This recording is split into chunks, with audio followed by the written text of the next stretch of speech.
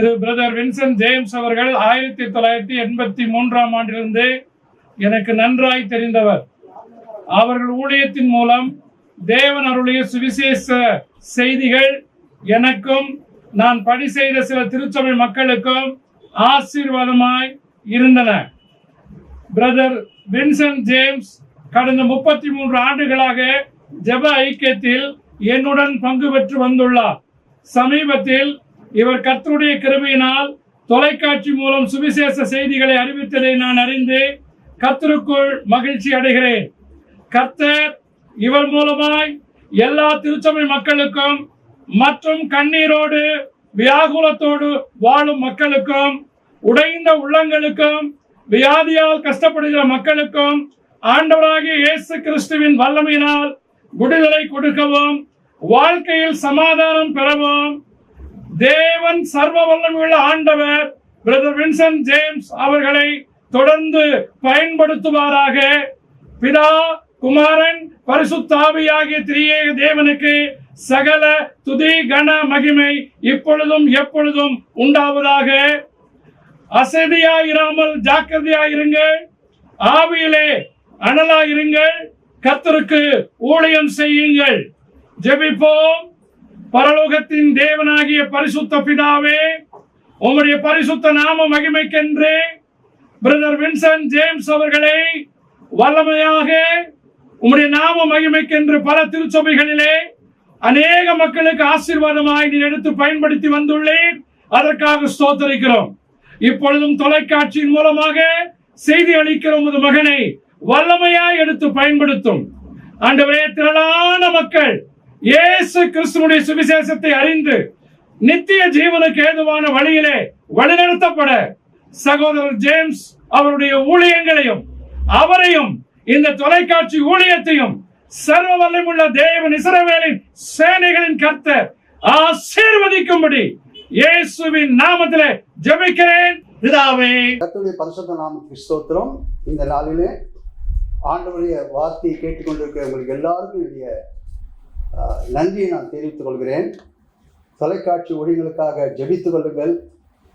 தொலைக்காட்சி ஊழியத்தை காணிக்கை மூலமாக தாங்குங்கள். ஒவ்வொரு மாதமும் ஆண்டுடைய செய்தியை நான் கொடுத்து கொண்டிருக்கிறேன்.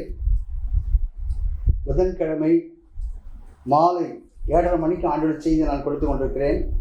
ஆண்டுடைய வார்த்தையை கேளுங்கள். ஆண்டவர் உங்கள் ஒவ்வொருவரையும் ஆசீர்வதிப்பாராக. ஆமென். தியானத்துக்கு எடுத்துக்கொண்ட வேத வசனம் உபாகமம் 28ஆம் அதிகாரம் 1ஆம் வசனம்.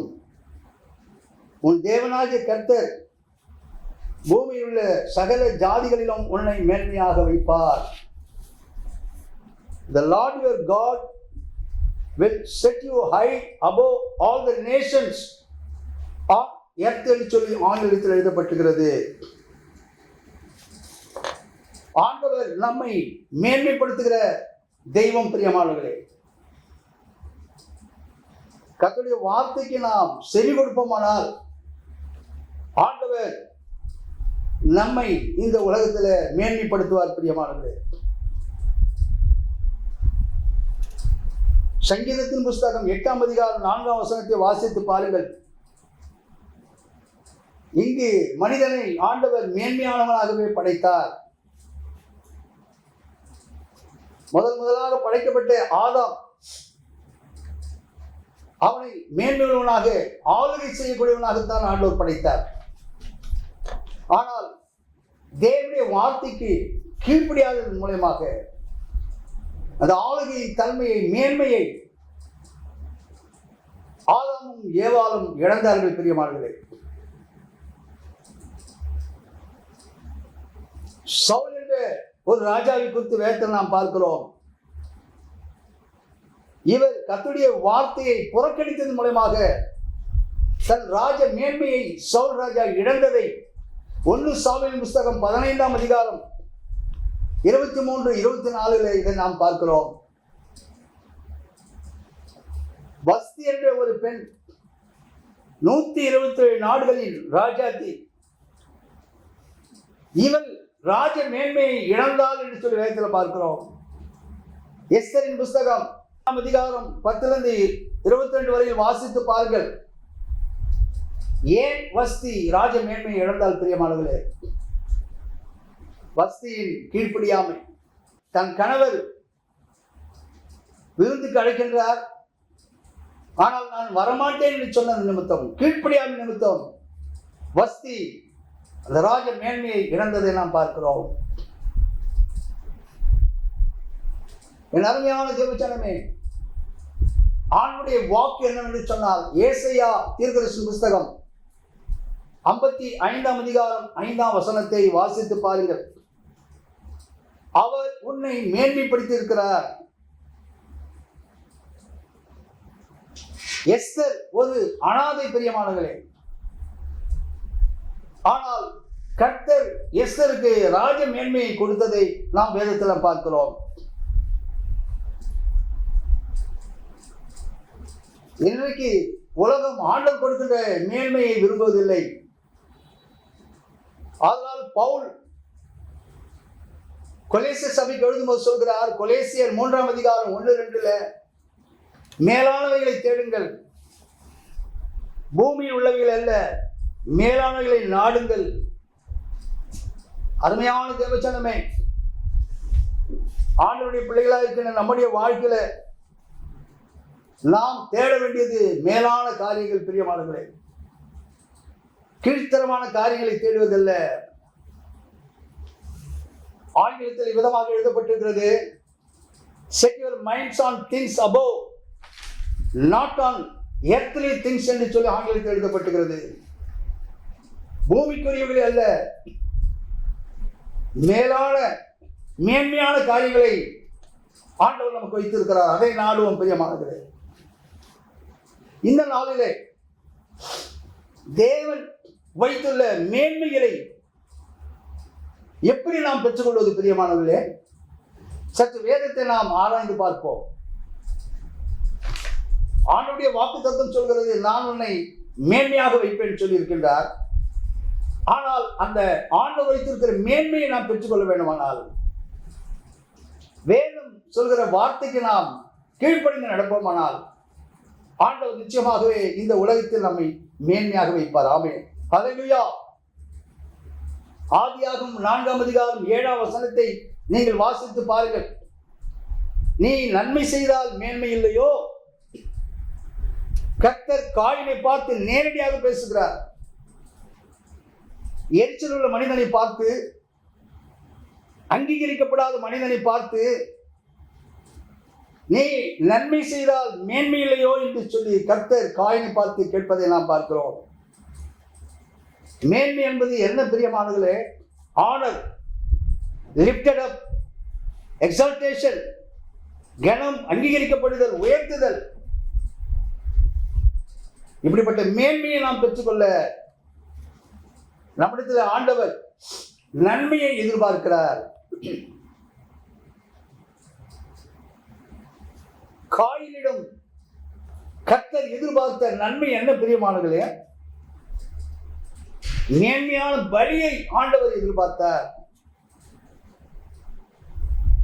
நாம் கர்த்தருக்கு மேன்மையான பலியை நாம் செலுத்த வேண்டும் பிரியமானவர்களே. ஆபேல் கர்த்தருக்கு கொடுமையானவர்களை பலி செலுத்தினார். ஆதியாகமம் 4 அதிகாரம் 4 வசனத்தில் இதை வாசிக்கிறோம். காயின் காய்கறிகளை கொண்டு வந்தான். ஆதியாகமம் 4:3 சொல்கிறது. எபிரேயர் 11 அதிகாரம் 4 வசனத்தை வாசித்து பாருங்கள். ஆபேல் காயினுடைய பலியிலும் மேன்மையான பலியை தேவனுக்கு செலுத்தினான். ஆபேலின் காணிக்கை குறித்து கர்த்தர் சாட்சி கொடுத்தார் என்று சொல்லி வேதத்தில் வாசிக்கிறோம். ஆண்டவருடைய வார்த்தையை கேட்டுக்கொண்டிருக்கிற என் அன்பு தேவ ஜனமே, உங்கள் பலிகளை, காணிக்கையை கர்த்தர் அங்கீகரிக்கிறாரா? மல்கியாவின் புஸ்தகம் 1 அதிகாரம் 8-9 வாசித்து பாருங்கள். நீங்கள் கர்த்தருக்கு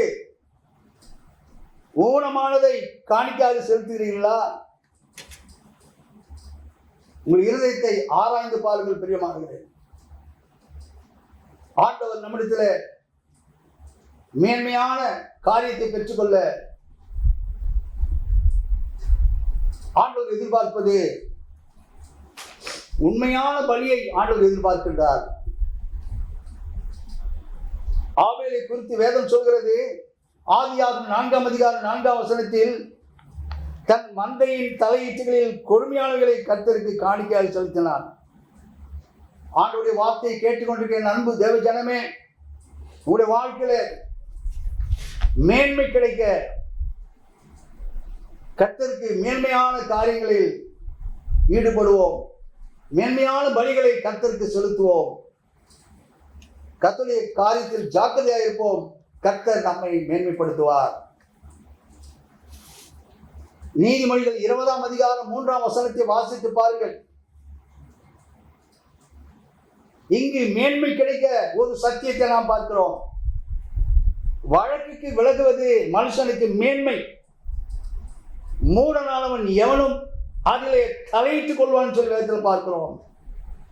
It is a man's honor to avoid strife, but every fool is quick to quarrel என்று சொல்லி ஆங்கிலத்தில் எழுதப்பட்டிருக்கிறது. நீதிமொழிகள் 17ஆம் அதிகாரம் 14ஆம் வசனம் சொல்கிறது, சண்டையின் ஆரம்பம் மதகை திறந்து வருகிறது போல் இருக்கும், ஆதலால் விவாதம் எழும்பும் முன் அதை விட்டுவிடு. ஆண்டவர் நமக்கு ஒரு மேன்மையை வைத்திருக்கிறார். பிரியமானவர்களே, சமாதானத்தை நாடுவோம். பிரியமானவர்களே, ஆபிரகாமுடைய வாழ்க்கையிலே சந்தித்த ஒரு பிரச்சனை, இங்கு லோத்துக்கும் ஆபிரகாமுடைய மேய்ப்பருக்கும் ஒரு பிரச்சனை வருகிறது. பிரியமானவர்களே, அப்பொழுது ஆபிரகாம் லோத்தை நோக்கி சொன்ன ஒரு வார்த்தையை நாம் பார்ப்போம். ஆதியாகமம் 13ஆம் அதிகாரம் 7ஆம் வசனத்திலிருந்து 9 வரையில் இந்த வார்த்தையை நாம் பார்க்கிறோம். எனக்கும் உனக்கும் என் மேய்ப்பருக்கும் உன் மேய்ப்பருக்கும் வாக்குவாதம் வேண்டாம், நாம் சகோதரர் என்று சொல்வதை நாம் பார்க்கிறோம். ஆபிரகாம் சமாதானத்தை விரும்பினான். பிரியமானவர்களே, அருமையான தேவஜனமே, இது கடைசி காலம். பிசாசு பல வழக்குகளை குடும்பத்திலே கொண்டு வருகிறான். குடும்பங்களில் பிரச்சனையை உண்டு பண்ணுகிறான். இங்கு ஆபிரகாம் கையாண்ட முறையை நாம் கையாளுவோம். பிரியமானவர்களே, நாம் சகோதரர், நமக்குள் வாக்குவாதம் வேண்டாம் என்று சொல்வதை நாம் பார்க்கிறோம். அருமையான தேவஜனமே, உனக்கு மேன்மை கிடைக்க வேண்டுமானால் சண்டைக்கும் கலகத்திற்கும் விலகி ஓடு என்று சொல்லி ஆண்டவரோடு பேசுகிறார். பிசாசானவன் சமாதான கேடுகளை கொண்டு வருவான்.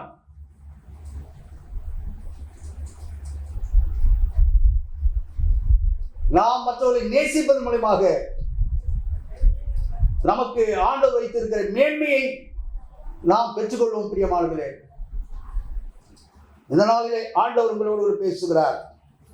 நீதிமொழியின் புஸ்தகம் 19ஆம் அதிகாரம் 11ஆம் வசனம் சொல்கிறது, குற்றத்தை மன்னிப்பது மேன்மை மகிமை என்று சொல்லி வேதத்தில் பார்க்கிறோம்.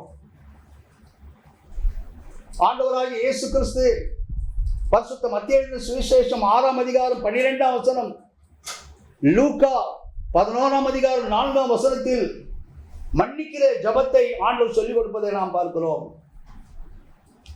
ஒரு தேவ பிள்ளையின் மேன்மை மன்னிப்பதில் தான் இருக்கிறது. பிரியமானவர்களே, ஆண்டவருடைய வார்த்தையை கேட்டுக்கொண்டிருக்கிற என் அன்பு தேவஜனமே, நீ யார் மீதாவது கசப்பு வைராக்கியத்தை வைத்துக் கொண்டு மற்றவர்களை மன்னிக்காமல் ஆண்டவருடைய வார்த்தையை கேட்டுக்கொண்டிருக்கிறாயா? ஆண்டவர் உன்னோடு கூட பேசுகிறார். உனக்கு மேன்மை வேண்டுமானால் மன்னிப்பதில் தான் மேன்மை உண்டு. பிரியமானவர்களே, மன்னிக்கிறதில் ஆயத்தமாக இருக்கிறவர்கள் உங்களுடைய கரங்களை வைத்துங்கள். அல்லேலூயா. உங்கள் நல்ல பெயரை கெடுத்திருப்பார்கள், ஆனாலும் கூட நான் அவர்களை மனப்பூர்வமாக மன்னிக்கிறேன் என்று சொல். சத்துருக்களை மன்னிப்போம். பிரியமானவர்களே, சத்துருக்களுக்காக ஜெபிப்போம். பிரியமானவர்களே, ஆண்டவர் ஒரு ஓமையை சொல்வதை நாம் பார்க்கிறோம். பரிசுத்த மத்தேயு சுவிசேஷம் 18ஆம் அதிகாரம் 21 - 35 வரையில் வாசித்து பாருங்கள். இங்கே ஒரு மனிதன் 10,000 தாலந்து கடன் பட்டு இருக்கின்றான். அவனுடைய எஜமான் அந்த 10,000 தாலந்து கடனை மன்னித்து விடுகிறான் பிரியமானவர்களே. ஆனால் மன்னிக்கப்பட்டவன் போய் கொண்டிருக்கும் போது எதிரிலே இவனிடத்திலே கடன்பட்டவன் 100 வெள்ளி காசு பணம் இவன் மன்னிக்கவில்லை பிரியமானவர்களே. அவனை சிறைச்சாலையில் போடுவதை நாம் பார்க்கிறோம். ஆதலால் ஆண்டவர் சொல்கிறார், பரிசுத்த மத்தேயு எழுதின சுவிசேஷம் 18ஆம் அதிகாரம் 35ஆம் வசனத்திலே, நீங்களும் அவனவன் தன் தன் சகோதரன் செய்த தப்பிதங்களை மனப்பூர்வமாய் மன்னியாமல் போனால் என் பரமபிதாவும் உங்களுக்கும் இப்படியே செய்வார். அருமையான தேவஜனமே, மன்னிப்பது நமக்கு மேன்மையை கொண்டு வரும் சொல்லி ஆண்டவர் அவருடைய வார்த்தை மூலமாக நம்மோடு பேசுகிறார். நீதிமொழியின் புஸ்தகம் 25ஆம் அதிகாரம் 2ஆம் வசனத்தை வாசித்து பாருங்கள்.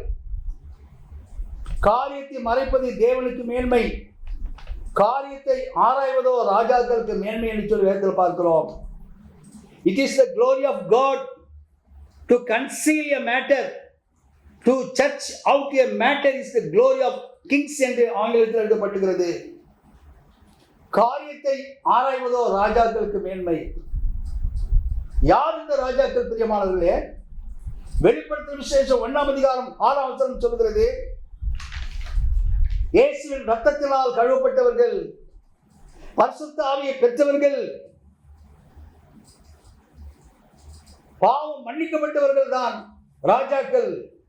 ஆண்டவர் நம்மை ராஜாக்களும் ஆசாரியமாக மாற்றிருக்கிறார். அல்லேலூயா. இப்படி ராஜாக்களாகிய நாம் எதை ஆராய்ந்து பார்க்க வேண்டும் பிரியமானவர்களே? அப்போஸ்தலர் நடவடிக்கைகள் 17ஆம் அதிகாரம் 10ஆம் வசனத்தையும் 11ஆம் வசனத்தையும் வாசித்து பாருங்கள். பேரவையா பட்டணத்தார் மனோவாஞ்சியாய் வசனத்தை ஏற்றுக்கொண்டு தினந்தோறும் வேத வாக்கியங்களை ஆராய்ந்து பார்த்ததனால் தெசலோனிக்கையில் உள்ளவர்களை பார்க்கும் நற்குணசாலிகளாய் இருந்தார்கள்.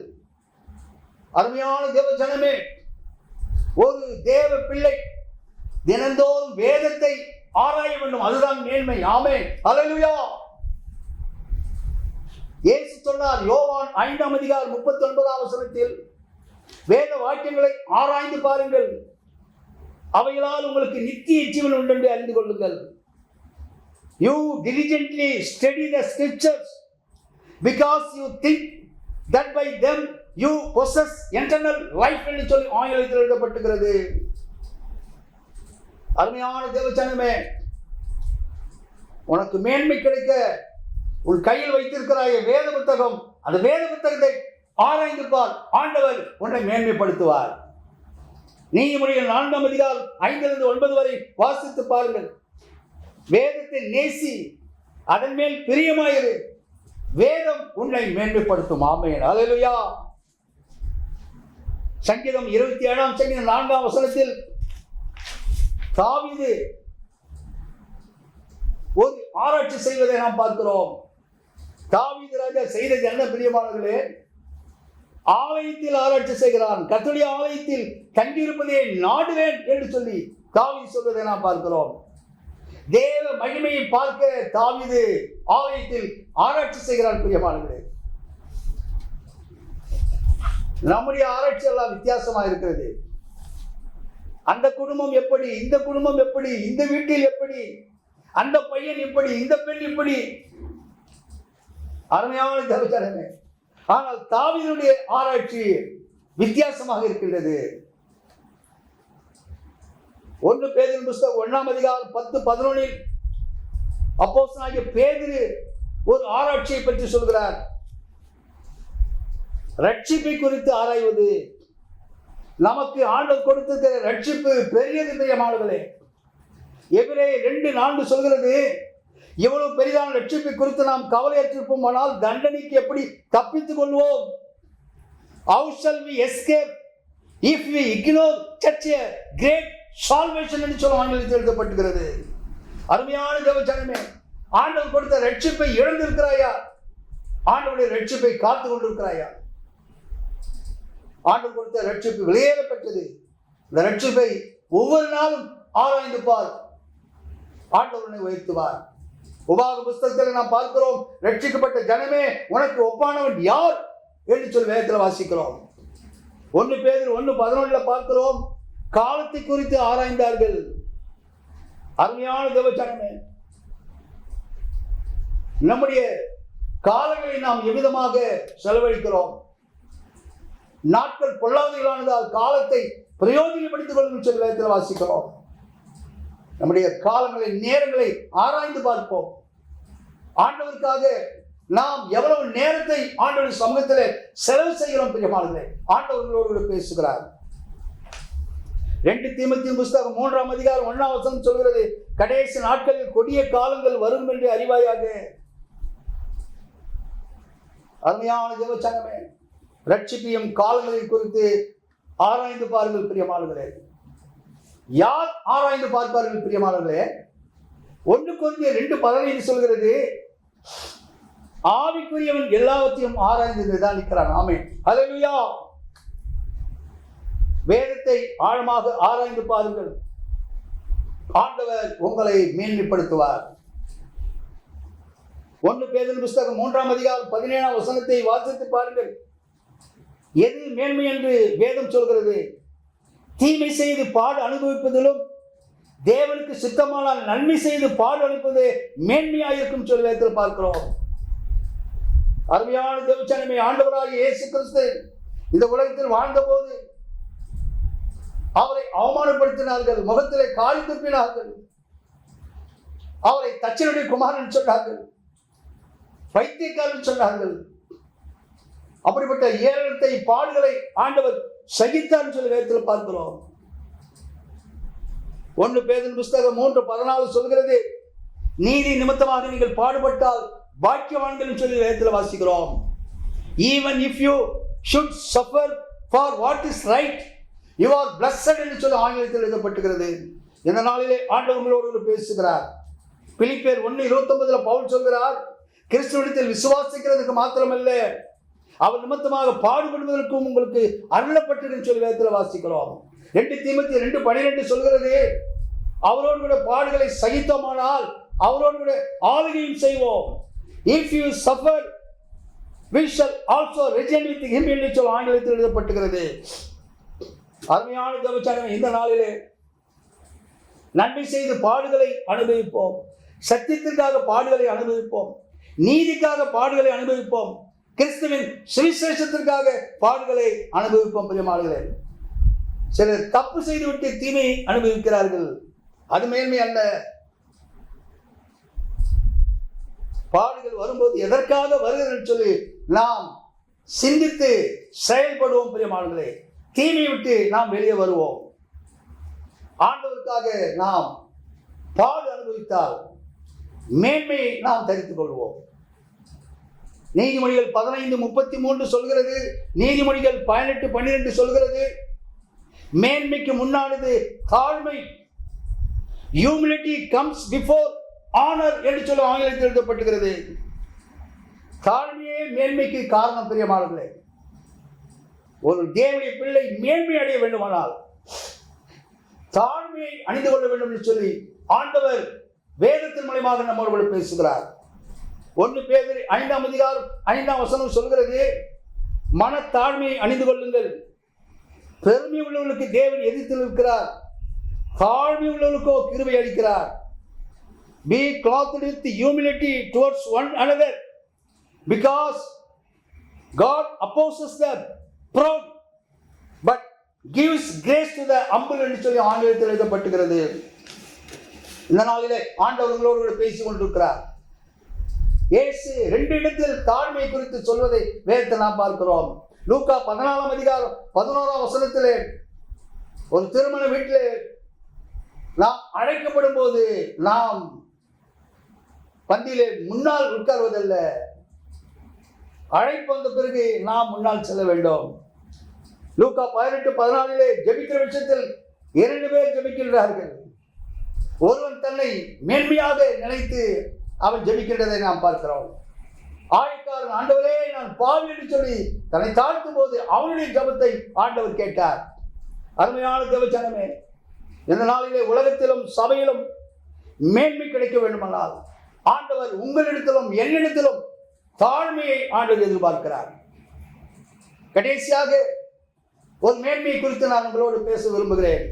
நீதிமொழிகள் 25ஆம் அதிகாரம் 7ஆம் வசனம், உன் கண்கள் கண்ட பிரபுவின் சமூகத்தில் நீ தாழ்த்தப்படுவது நல்லதல்ல, அவன் உன்னை பார்த்து மேலே வாழ்ந்து சொல்வதே உனக்கு மேன்மை என்று சொல்லி வேதத்தில் பார்க்கிறோம். இங்கு பிரபு என்று சொல்லி ஒரு வார்த்தையை நாம் பார்க்கிறோம். யார் பிரபு பிரியமானவர்களே? மத்திய சுவிசேஷம் 2ஆம் அதிகாரம் 6ஆம் வசனத்தில் நாம் பார்க்கிறோம், இயேசுவை இஸ்ரவேலை ஆளும் பிரபு என்று சொல்லி எழுதப்பட்டிருக்கிறது. இந்த நாளிலே பிரபு ஆகிய இயேசுவின் சத்தத்தை நீங்கள் கேட்டுக்கொண்டிருக்கிறீர்களா? லூக்கா 14:10 சொல்கிறார், நீ அழைக்கப்பட்டிருக்கும் போது தாழ்ந்த இடத்தில் போய் உட்காரு, உன்னை நோக்கி அழைப்பு வரும், உயர்ந்த இடத்தில் வாரும் என்று உனக்கு கனம் உண்டாகும் சொல்லி ஆண்டவர் சொல்கிறார். யோசுவாவின் புஸ்தகம் 4ஆம் அதிகாரம் 15 18 வரையில் வாசித்து பாருங்கள். கர்த்தர் யோசுவாவுக்கு கட்டளை கொடுக்கின்றார். ஆசாரியர்கள் யோர்தானிலிருந்து கரையேறும்படி அவர்களுக்கு கட்டளையடி என்று சொல்லி சொன்னார். அதன்படி யோசுவா கட்டளை கொடுத்தார். ஆசாரியர்கள் கரையேறி வந்தார்கள். பிரியமானவர்களே, அருமையான தேவ ஜனமே, ஆண்டவர் நம்மை மேலே வா என்று சொல்லி ஆண்டவர் அழைக்கின்றார். வெளிப்படுத்தும் விசேஷம் 4ஆம் அதிகாரம் 1ஆம் வசனத்தை வாசித்து பாருங்கள். பத்ம தீவில் தனிமையாயிருந்த யோவானுக்கு ஒரு அழைப்பின் சத்தம் கேட்கின்றது, இங்கே ஏறி வா. அருமையான தேவஜனமே, ஆண்டுடைய வார்த்தையை கேட்டுக்கொண்டு உங்களுடைய வாழ்க்கையில ஆண்டுடைய சத்தம் உன்னை நோக்கி வருகிறது. இங்கே மேலே ஏறி வா, ஆவிக்குரிய ஜீவத்திலே ஏறி வா என்று சொல்லி ஆண்டவர் அழைக்கிறார். எபிரேயர் 11ஆம் அதிகாரம் 16ஆம் வசனம் 35ஆம் வசனத்தை வாசித்து பாருங்கள். நம்முடைய முற்பிதாக்கள் மேன்மையான பரம தேசத்தை விரும்பினார்கள், மேன்மையான உயிர்த்தெழுதலை அவர்கள் விரும்பினார்கள். பிரியமானவர்களே,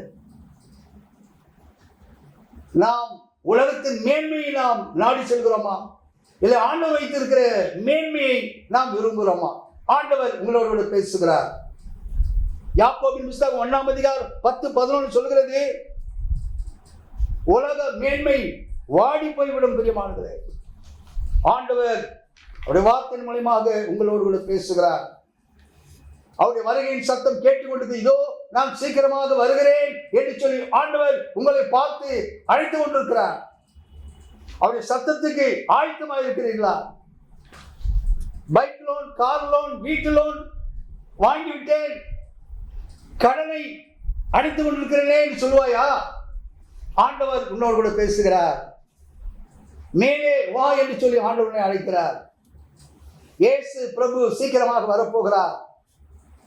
நீ சொல்லலாம், எனக்கு தகுதி இல்லை என்று நீ சொல்லலாம். ஆனால் ஆண்டவர் அவருடைய கிருபையின் மூலமாக உன்னை தகுதிப்படுத்துவார். ஆமென், ஹல்லேலூயா. இந்த நாளிலே மேன்மை கிடைக்க 7 காரியங்களை நான் உங்களுக்கு சொன்னேன். பிரியமானவர்களே, ஆண்டவர் வைத்துள்ள மேன்மையை நாம் பெற்றுக்கொள்ள நன்மை செய்தால் நமக்கு மேன்மை கிடைக்கும், வழக்குக்கு விலகினால் மேன்மை கிடைக்கும், மற்றவர்களை மன்னித்தால் நமக்கு மேன்மை கிடைக்கும், வேதத்தை ஆராய்ந்து பார்த்தால் நமக்கு மேன்மை கிடைக்கும், நன்மை செய்து பாடு அனுபவித்தால் நமக்கு மேன்மை கிடைக்கும், தாழ்மையாய் நடந்தால் நமக்கு மேன்மை கிடைக்கும். எல்லாவற்றுக்கும் மேலாக மேலே வாழ்ந்து சத்தத்தை கேட்டால் உனக்கு ஆண்டவர் மேன்மை தருவார்.